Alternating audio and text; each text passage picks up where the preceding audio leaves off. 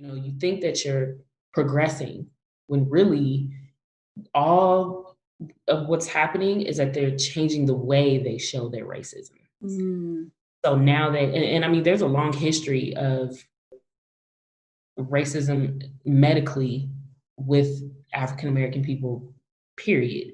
But you think it's 2020, we're everything is so like blended and together. There's so much togetherness.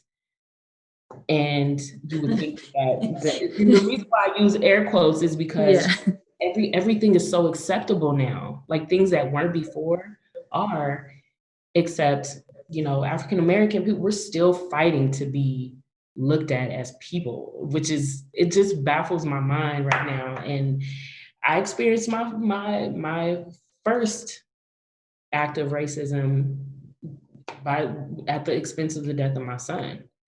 Yeah. And I'm so sorry to hear that. And I can't imagine. And I know that, I have a rainbow color of friends.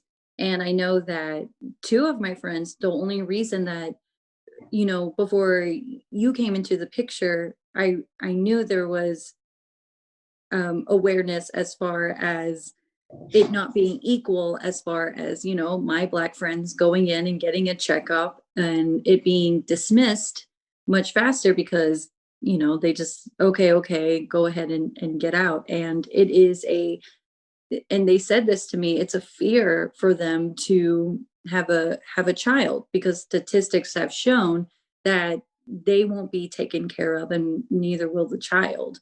And Yeah. so they have more of a fear to have a family. Yeah. Yeah. It's so scary to just go to the doctor to get a checkup versus like, okay, now I'm pregnant. Now I have to go now I'm thinking about my life and my child's life. When before it Yeah. was just like, make sure that at least the baby's okay. And now that's not even happening. Women are dying because of neglect and dismissal of, symptoms.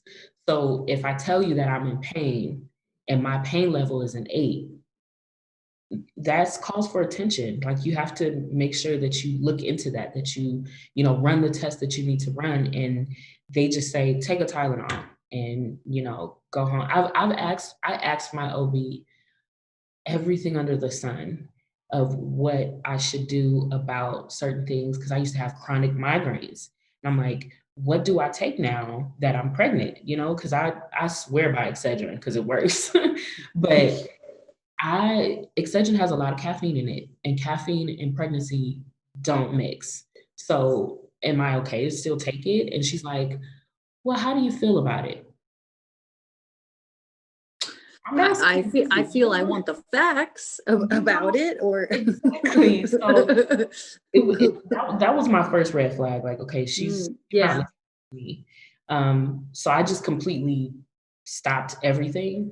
And when I changed my diet and started to work out more and everything, my body was responding to it, which is why I feel like I didn't have the symptoms that a lot of other women had because I did something different. And not to say that every woman is going to experience something different when they're pregnant. Some women will do everything right and still have morning sickness. But for someone like me, my father's side has high blood pressure. So before I was pregnant, I didn't have any high blood pressure, no diabetes, nothing.